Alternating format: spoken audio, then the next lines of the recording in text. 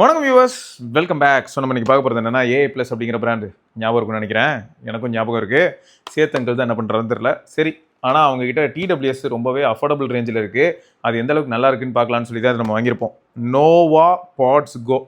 ஏன்னா 699 ரூபாய்க்கு இவங்க வெப்சைட்டில் இருந்ததுங்க. சரி, ஒரு சில ஃபீச்சர்ஸ்லாம் பார்க்கும்போது கொஞ்சம் ப்ராமிசிங்காக இருக்குது.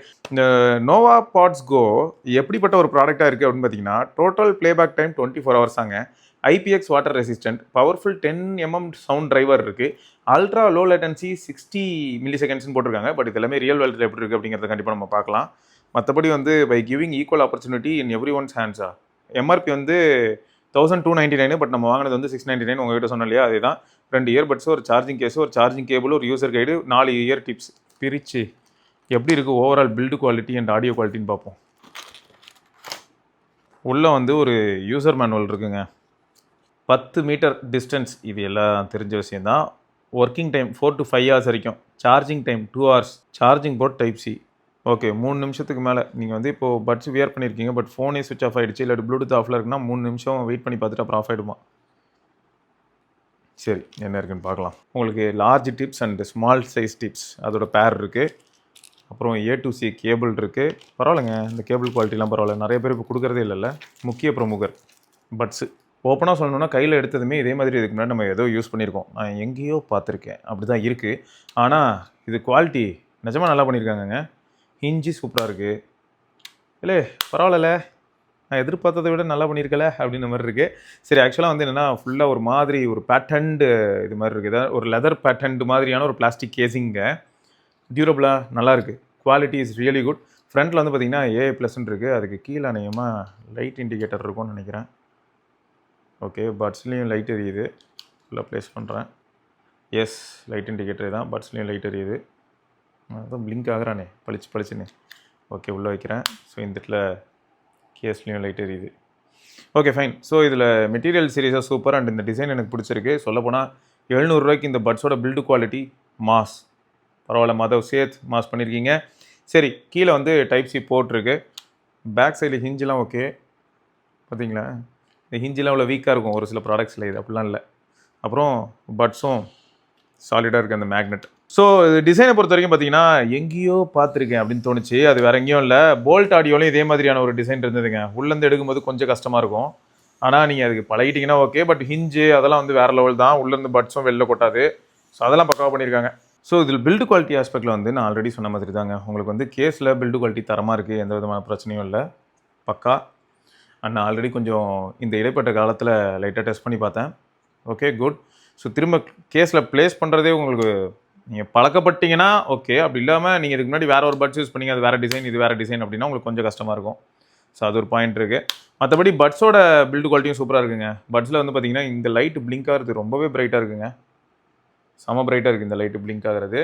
அதுக்கு மேலே ஒரு மைக்ரோஃபோனு, அப்புறம் அந்த இயர் பீஸ் இருக்கு இல்லையா, அந்த ஏரியாவில், அதாவது அந்த பட்டோட நம்ம காதில் ப்ளேஸ் ஆகிற ஏரியாவில் ஒரு சின்ன வெண்ட்டு, அண்டு பாட்டமில் போக பின்னில் கனெக்ட் ஆக வேண்டிய அந்த சார்ஜிங் பாயிண்ட் கனெக்ட் ஆக வேண்டிய இடத்துல ஒரு மைக்ரோஃபோன். ஸோ 2 மைக்ரோஃபோன் இருக்குது அப்படிங்கிறது தெளிவாக தெரியுது. ஸோ ஆக மொத்தம் குவாட் மைக்ரோஃபோன் அப்படின்னு இவங்க சொல்லலாம். ஸோ ஒரு பட்லேயும் 2 மைக்ரோஃபோன் இருக்குது. மற்றபடி அந்த டச் ஏரியா நல்லா தெளிவாக இருக்குது. ஸோ அதில் எந்த விதமான ப்ராப்ளமும் இல்லை. அண்ட் ஓவரால் வெயிட்டு இந்த மாதிரியான பாயிண்ட்டும் ஓகே. அண்டு குவாலிட்டி ஆஸ்பெக்டில் பார்க்கும்போது 699க்கு ஓகே, குட்டு. இயர் டிப்ஸும் ஓகேங்க. அண்ட் உள்ளே வந்து ஒரு மெட்டல் மெஷ் இருக்குது, குட். ஸோ 699 ரூபாய்க்கு வந்து போதும் அப்படின்னு சொல்கிற அளவுக்கு பண்ணியிருக்காங்கன்னா பார்த்துக்கோங்களேன். சரி, இப்போ நம்ம என்ன பண்ணுவோம், இதை வந்து அல்ட்ராவில் பேர் பண்ணிட்டு ஆடியோ குவாலிட்டி எல்லாமே எப்படி இருக்குது அப்படிங்கிறத இப்போ தொடர்ந்து பார்க்கலாம். ஃபாஸ்ட் பேர்லாம் கிடையாதுங்க, அதெல்லாம் எதிர்பார்த்துறாதீங்க. ஃபிட் அற்புதம், ப்ளூடூத் மோட் கனெக்டட். ஸோ பேசிக்காக இப்போ நான் வந்து யூடியூப் மியூசிக் ஆப் அதில் இருக்கேன். Single tape. ஒரு லேட்டன்சி ஃபீல் ஆகுது பார்த்தீங்களா, இங்கே பாருங்கள், டேப். ஒரு லேட்டன்சி இருக்குது, ரெஸ்பான்ஸ் டைம் கொஞ்சம் எடுக்குது. ஓகேயா, இப்போது டபுள் டேப் பண்ணேன்னா வால்யூம் இன்க்ரீஸ் ஆகும். இதுவே லெஃப்ட் சைடில் டபுள் டேப் பண்ணேன்னா வால்யூம் டிக்ரீஸ் ஆகும். சிங்கிள் டேப் பண்ணி தொலைச்சிருக்கேன். டபுள் டேப் பார்த்தீங்களா, வால்யூம் டிக்ரீஸ் ஆகும். அதே மாதிரி ட்ரிபிள் டேப் பண்ணணுன்னு வைங்களேன், அசிஸ்டன்ட் வேக் ஆகுதா, ஆன் ஸ்க்ரீனில் எதாவது பண்ணணும் பண்ணிக்கலாம். Okay, done. ஸோ அப்போ ட்ரிபிள் டேப் 2 பக்கமும் நீங்கள் பண்ணிங்கன்னா உங்களுக்கு வந்து அசிஸ்டன்ட் வேக் ஆகும். இப்போ தான் நான் ரீசெண்டாக ஏர்டெல் கஸ்டமர் கேருக்கு கால் பண்ணி வச்சுருக்கேன். ஸோ 4 தடவை டேப் பண்ணால் இங்கே பாருங்கள், 1 2 3 4 வந்தான்ல எப்படி உள்ளே எட்டி பார்த்தான் பாருங்க. தேங்க்ஸ். ரைட்டு. ஸோ அப்போ பாருங்களேன், நீங்கள் வந்து 4 தடவை டேப் பண்ணிங்கன்னா, பட்ஸை 4 தடவை டேப் பண்ணால் லாஸ்ட்டாக யாருக்கு கால் பண்ணீங்களோ இட் ட்ரிகர்ஸ் மாஸில். சரி ஓகே. அப்போ ஆக மொத்தம் வந்து நெக்ஸ்ட் ட்ராக் ப்ரீவியஸ் ட்ராக் எப்படி ப்ரோ? எனக்கும் அப்படி தான் இருந்தது. அது எப்படின்னா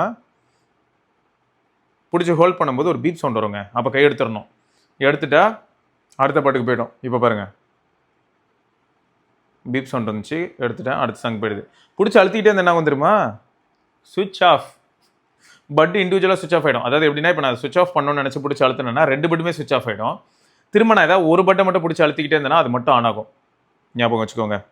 ஆனால் செம்ம வால்யூம் லெவல்ஸ்லாம் வந்து கொஞ்சம் ஹையாகவே இருக்குங்க. ஏன்னா நான் இப்போ கேட்டுட்ருக்கேன்ல, இந்த வால்யூமே எனக்கு வந்து மோர் தென் எனாஃப் அப்படின்னு ஃபீல் ஆகுது. இஎன்சி ரொம்ப அக்ரெசிவாக இருக்குது. என்னை சுற்றி வெளியில் யாராவது சத்தம் போட்டாங்கன்னா கூட எனக்கு கேட்காது. அந்தளவுக்கு வந்து சீல்டாக இருக்குது.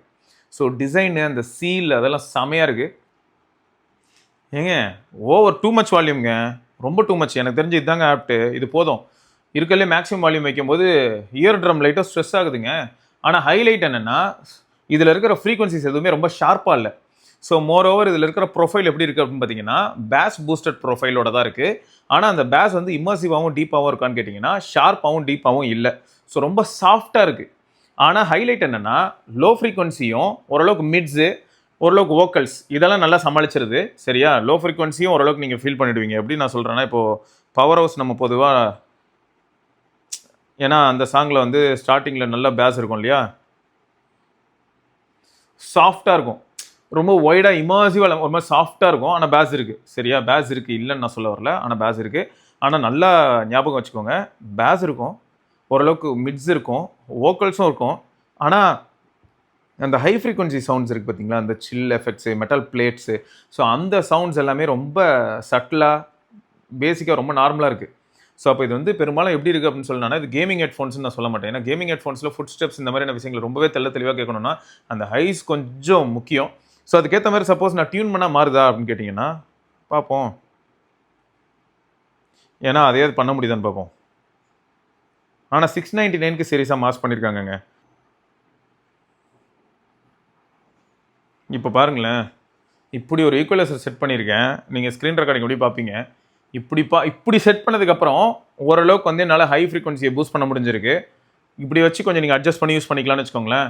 பட் இப்போயும் பேஸ் வேறு லெவலில் இருக்குது. ஸோ இது டியூனிங்கே அப்படி தான் இருக்குது பேசிக்காக. சரியா? ஸோ அது ஒரு பாயிண்ட்டு. மற்றபடி வந்து என்ன கேட்டால் கேமிங்க்கு இவங்க 60 மில்லி செகண்ட்ஸ் சொல்கிறாங்க. பட் அது ரொம்ப சூப்பராக இருக்கும்லாம் நான் சொல்ல மாட்டேங்க. கேமிங்க்கு எனக்கு தெரிஞ்சது வந்து ஒரு ஆவரேஜ் பட்ஸ் தான். ஒரு 30-35 அந்த மாதிரி இருந்ததுன்னா கொஞ்சம் நல்லாயிருக்கும். இதுக்கு முன்னாடி நம்ம வந்து ட்ரிகரில் ரேப்டர்னு ஒன்று பார்த்துருப்போம். எனக்கு தெரிஞ்சு அதுதான் இப்போதைக்கு நம்ம ரீசெண்டாக யூஸ் பண்ணதில் ஒரு பெஞ்ச் மார்க்குன்னு சொல்ல முடியும் கேமிங் அடிப்படையில், அதுவும் அந்த லோ லேட்டன்சிக்கு. ஸோ மற்றபடி கால் குவாலிட்டி எப்படி இருக்குது அப்படிங்கிறத இப்போ நம்ம தொடர்ந்து பார்க்கலாம். நோவா பட்ஸ் ப்ரோ அதில் தான் இப்போ பேசுகிறேன். இன்னும் நான் வந்து சைக்கிள் எடுத்து கிளம்பல. ஓகே. ஸோ அப்போ அவுட்டோர்லேருந்து இப்போ இருக்கிற மாடர்ன் ஃபோன்ஸை வச்சு இந்த மாதிரி ஏஐ பட்ஸில் கூட பேசலாம் இல்லையா? பெல் அடிச்சு பேசுகிறேன். ஓகே. அமோகம் பெல் சவுண்ட் நல்லா கேட்குது, நீங்கள் பேசுகிறதுன்னு தெளிவாக கேட்குது.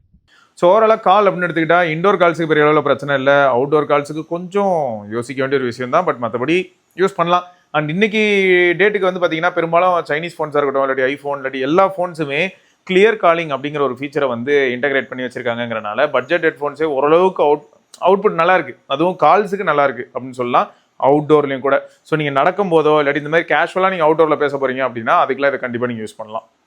ரைட்டுங்க. ஸோ வேறு ஏதாவது டவுட் இந்த ப்ராடக்ட் பற்றி உங்களுக்கு இருந்ததுன்னா மறக்காம கமெண்ட் செக்ஷனில் கேளுங்க. நான் ஆல்ரெடி சொன்னது தான், இது வந்து கேமிங்கான ஒரு ப்ராடக்ட் கிடையாது அப்படிங்கிறத ஞாபகம் வச்சுக்கோங்க. என்னதான் அவங்க வந்து 60 மில்லி செகண்ட்ஸ் அப்படின்னு சொல்லியிருந்தாலும் அதெல்லாம் பெஞ்ச் மார்க் கிடையாது. இருந்தாலும் உங்களுக்கு அது ஓகே அப்படின்னு நினச்சா கேண்டி கிரஷோ இந்த மாதிரியான ஒரு சில கேம்ஸ் நீங்கள் விளாட்லாம். ரைட்டு, பார்க்கலாமா? பை.